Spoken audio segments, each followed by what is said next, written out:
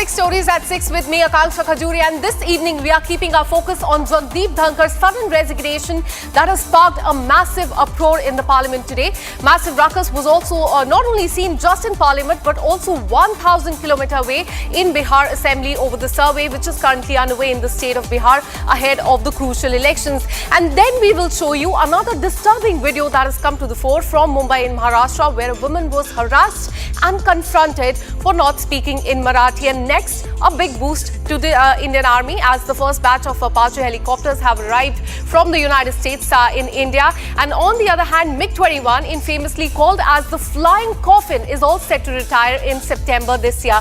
And finally, the relics believed to be from the World War II have been found in the state of Manipur. We'll get you the visuals from the state. These are the top 6 stories that we are tracking for you this evening. Let's get started.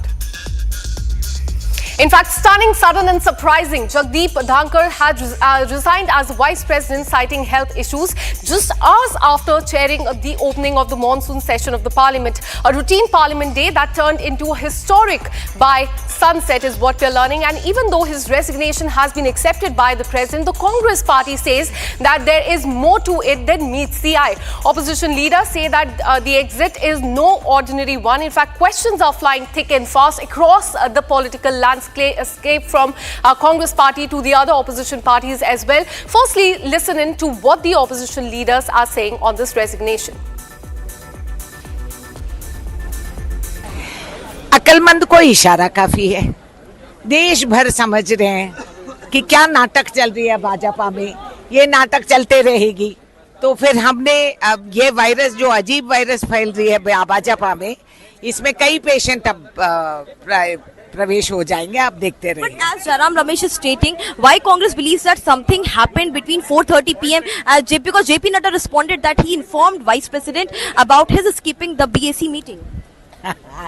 I don't know. Jairam Ramesh ji may have better knowledge about all this. I am not in the know of all this. But Congress and other opposition parties will be raising this issue in the parliament today? Well, let's see what's going to happen, because there's something weird going on. So let's check it. What weird? Ma'am, you're again stating that there's something weird. What look like? The House notification that Parliament will come into session has been given to members of Parliament and the whole country more than 25 days ago.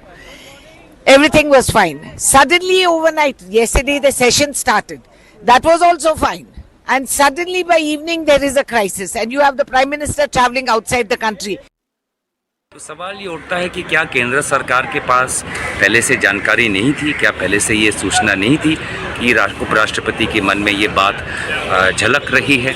और अगर नहीं थी तो ऐसा रिश्ता जो एक समय पे हमें लगता था कि बहुत संतुलित रिश्ता था, आज रिश्ता में इतना बदलाव क्यों? क्योंकि कल भी हमने देखा कि उपराष्ट्रपति की एक बैठक में केंद्र सरकार के मंत्री अनुपस्थित थे। तो मुझे ये चिंता का समय लगता है। Well, you heard the reactions coming in from the Congress party. NDA leaders have, however, dismissed these speculation and called out the Congress party for misleading the people of the country. Listen in. Well, it's very shocking, very surprising. Nobody expected, because just yesterday was the first day of the monsoon session, and Honorable Vice President, who was also the chairman of Rajya Sabha, was present during the entire proceedings, and he conducted the House very well. And generally, as a chairman, we've seen him very energetic and always participating in the House, and suddenly his resignation comes up. So that is definitely unexpected. But now let me go across to my colleague Harsha, who's been reporting from the parliament throughout the day. Harsha, now Jagdeep Dhankar, he cited health reasons as one of the reasons for his resignation. But now the opposition parties are saying that there's a deeper reason. What are your sources telling you about this? Yes, Akanksha rightly pointed out, since the time the resignation of ex-Vice President Jagdeep Dhankar is out, since then a lot of permutation and combination is being speculated around the political corridor. It is being said by most of the opposition party leaders that the resignation seems to be very simple, but it's not that simple and easy, because right now ex-VP Jagdeep Dhankar was better health-wise, and he also convened the parliament session, Rajya Sabha session. He convened the Business Advisory Committee meeting. Also, his programs for Jaipur were also there, the event which he had to attend in Jaipur, he had to go for that tomorrow as well. But now suddenly his resignation coming out, that means there's more to the story. And also it is being said that yesterday what happened, 67 opposition party leaders, they gave a letter to Vice President Jagdeep Dhankar on the impeachment motion. It is being said that without even discussing with the Treasury bench, without even taking government in loop, ex-Vice President Jagdeep Dhankar himself announced in the Raj Sabha that I have received the letter from the opposition party on the impeachment motion. And our sources in the parliament have also stated that most of the senior top ministers of the government were not happy about it, because there was a process which was followed in Lok Sabha. Together the signatures were submitted to the Lok Sabha Speaker Om Birla. There was a photo op as well. But in case of Raj Sabha, not this thing was informed by Raj Sabha chairman to the leader of the house of the party BJP, JP Nadda, or to Kiran Rijiju or to Arjuna Meghwal, that there has been no signatures from the side of the BJP, only opposition signatures we have received, and he himself announced that. So this is one of the speculation which is going round in the parliament. Also it is being said it is not only the health issues but more because of which ex-VP Jagdeep Dhankar has resigned, because there has been no farewell speech as well, Akanksha. And a lunch was scheduled for today at 1:30, which is also now postponed. Back to you. Absolutely, and several angles are coming to the fore, and the Congress party and other opposition parties are saying that there's more to this resignation than meets the eye. Harsha, stay on with us. In fact, let's get you another story coming in from the Parliament of India, from Parliament in the national capital to the State Assembly in Bihar. Opposition parties led a massive protest against the Special Intensive Revision (SIR) electoral rolls.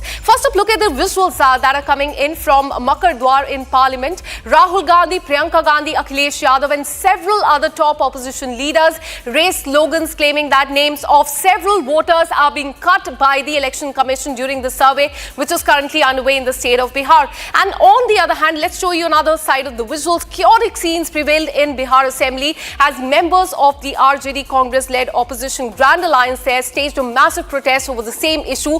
Dressed in black and holding placards, opposition leaders stormed into the well of the house, raising slogans against both the Bihar government and the central government. And the visuals of that we are showing you in the visuals that you can see there on the screen. Watch this. जो बिहार का सबसे बड़ा अगर लोकतंत्र का अगर कोई मंदिर है तो बिहार विधानसभा है, और लोकतंत्र की जननी बिहार है। अगर वहीं से लोकतंत्र को ख़त्म किया जा रहा है तो हम सब लोगों का कर्तव्य बनता है, चाहे पक्ष हो विपक्ष हो, चाहे अध्यक्ष महोदय हो, सब लोग वोटर जो है, जनता जो है, मालिक जो है वही चुनते हैं।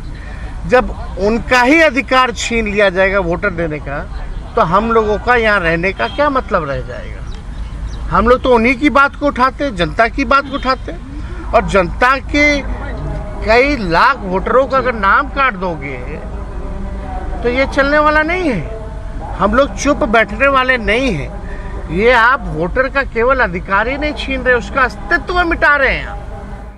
Let me once again bring in my colleague Harsha. Harsha, you were there at Makar Dwar where this protest took place. We are showing the viewers those visuals. Tell us about the demands that have come in from the opposition parties as far as the survey in Bihar is concerned. And this also importantly comes on the day when Election Commission of India has submitted a reply to the top court as far as this entire survey is concerned. Put this into perspective for us.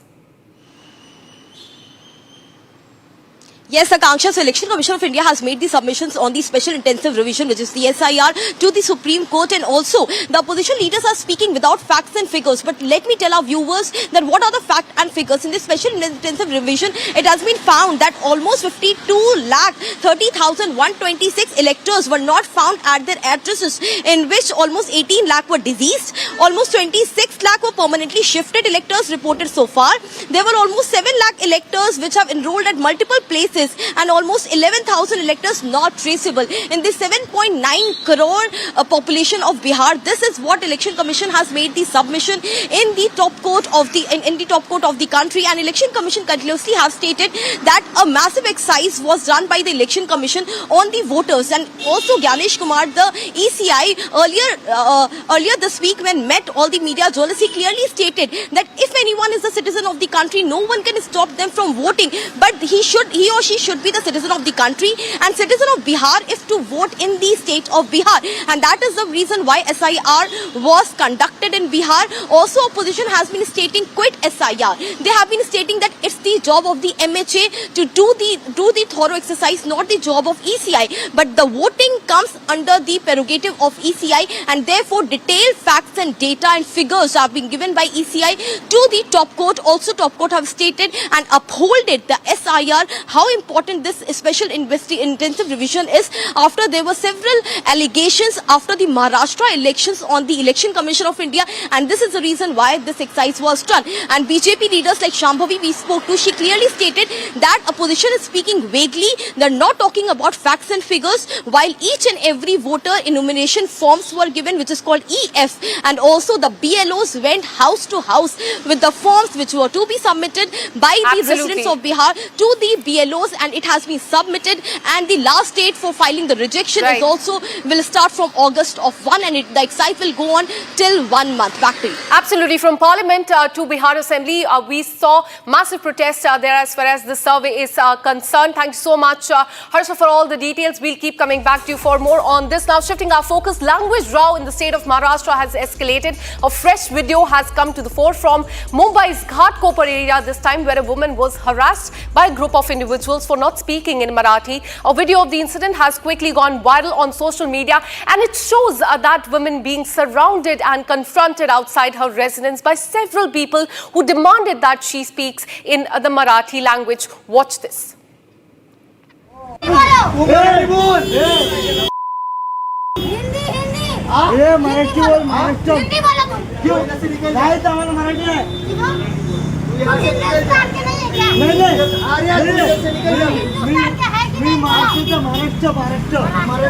नहीं बोलो call चालू है ना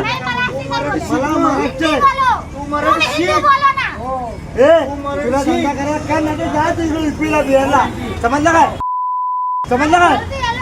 कसं करते काय करते मी काय करते मराठी बोल महाराष्ट्र काय आम्हाला मराठी नाही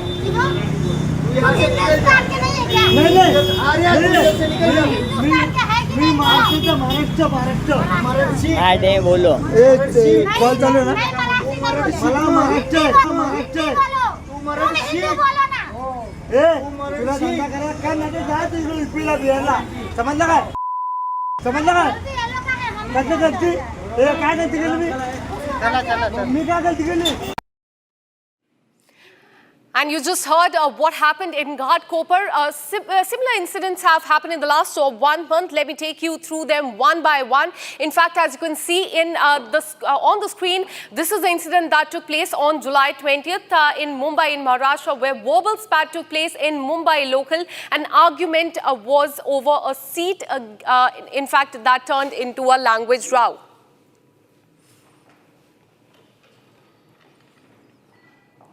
And in fact, another video has come to the fore, and this was on July 18th, and the location again was Mumbai in Maharashtra, where shopkeeper assaulted by the MNS workers, assaulted over a WhatsApp status. Remember, we've been showing you these visuals of this Marwari shopkeeper being taken away by these MNS workers, thrashed in front of the public.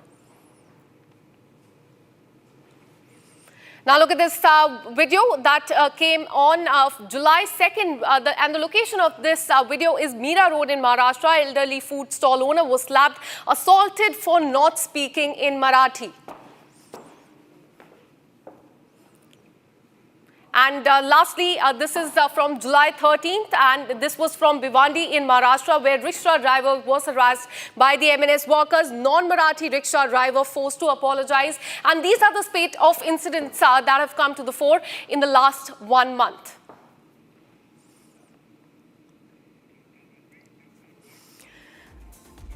Now shifting our focus in a big boost to the Indian Army, the first batch of Apache attack helicopters have arrived in the country from the United States and they will soon be deployed at Jodhpur in Rajasthan. The induction of these advanced combat helicopters is all set to bolster the Army's operational capabilities in the country. They were formally inducted today following their arrival at the Hindon Air Force Station in Ghaziabad. The Apache is among the world's most advanced multi-role attack helicopters manufactured by Boeing. They're equipped with advanced targeting, navigation, communication, and in fact it carries a 30mm chain gun, Hellfire missile, rocket pods, enabling precision strike during the day, night and adverse weather condition as well. The induction of these helicopters have significantly boosted India's offensive, particularly along the western border.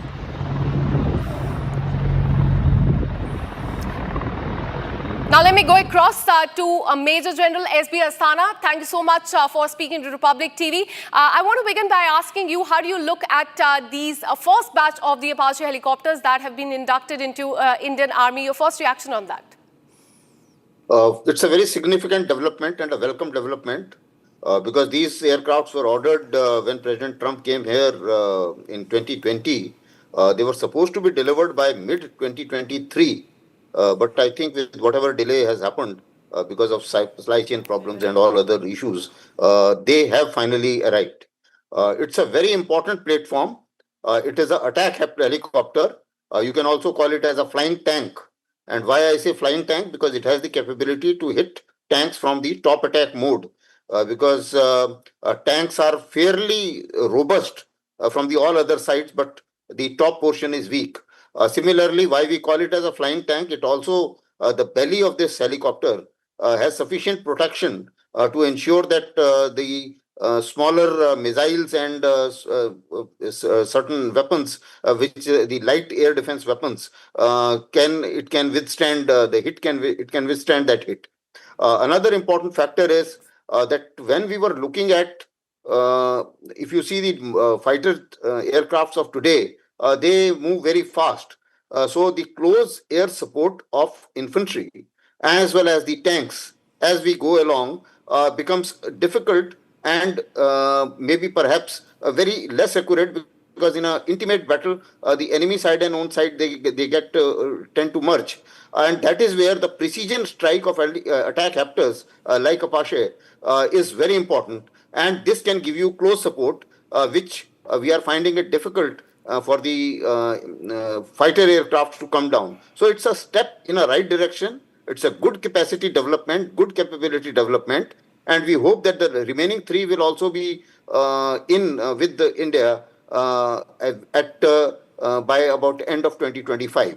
The other important factor is we already have 2 squadrons. So therefore, we have trained officers, we have trained pilots who can operate it. And therefore, the induction and, shall I say, operationalization of these aircrafts, these helicopters and air assets will not take much time. So I think it's a very good news for the defense forces as well as very good news for the country. Absolutely, and no doubt that this will give a big boost to the Indian Army. Thank you so much, Mr. Asthana, for speaking to Republic TV. Now we're shifting our focus. The Indian Air Force is all set to retire the iconic fighter jet MiG-21 after 62 years in service. The last jet will be given a ceremonial send-off on September 19th at Chandigarh Air Base.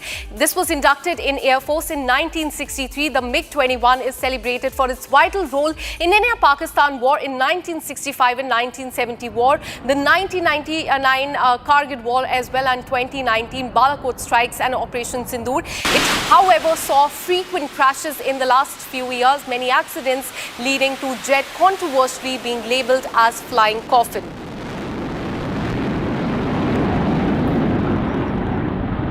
All right, let me go across to Group Captain Uttam Kumar Devnath. Thank you so much for speaking to Republic TV.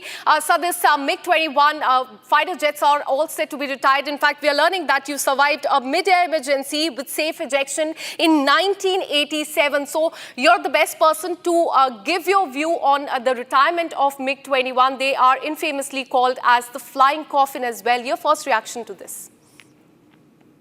Oh, MiG-21s were actually winners of the combat, winners of the skies over India. They were inducted in 1963. More than 800 of them were inducted into Indian Air Force. Initial batches, about 200, came from Russia. They came in semi-built-up condition and were assembled in India. Subsequently, Hindustan Aeronautics Limited started assembling them from spare parts being supplied by Russia. And finally, when Russia closed down its MiG-21 production line, all the tools, testers, calibration equipment, workshops, laboratories, ground support equipment was transferred from Russia to India. And we were making almost 100% of MiG-21 in India. It had a glorious career. It was inducted post 1962 debacle with China. But in 1965 war, 1971 war, during Kargil operations, and recently during Operation Sindoor, it gave a yeoman's performance. I must remind the viewers that Wing Commander Abhinandan, now Group Captain of course, he shot down from his MiG-21 one Pakistan Air Force fighter Viman, presumably F-16. This aircraft, we hear a large number of crashes. Obviously, because this aircraft has flown in India for more than 60 years. More than 800 of them were inducted. At one time, almost half of Indian Air Force fighter strength consisted of MiG-21s. So one will hear a large number of crashes. But when we compare it with all the other aircraft, like in Air Force inventory, like Mirage 2000, Jaguar, MiG-29, I started my initial flying career with NAT. I flew Hunters. I flew MiG-23. So if you take, say, per 10,000 number of flying, then MiG-21 crash rate was almost similar in all aircraft. Wonderful aircraft, highly maneuverable, and it was always close to heart of any fighter pilot. All young budding pilots of Indian Air Force always wished to fly a MiG-21. Yes. Absolutely. It played a vital role during India-Pakistan war as well. But now it is all set to retire on September 19. Thank you so much, sir, for speaking to Republic TV.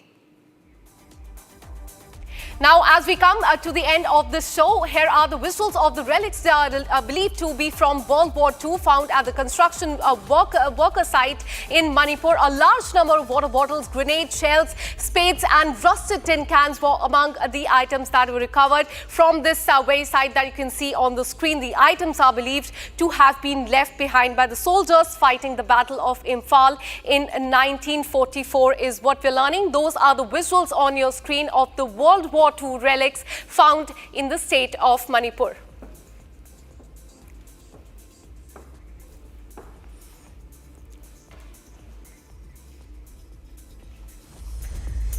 And this is all we could pack for you in this bulletin of 6 stories at 6. We'll be back tomorrow with more such stories. Until then, keep watching Republic TV.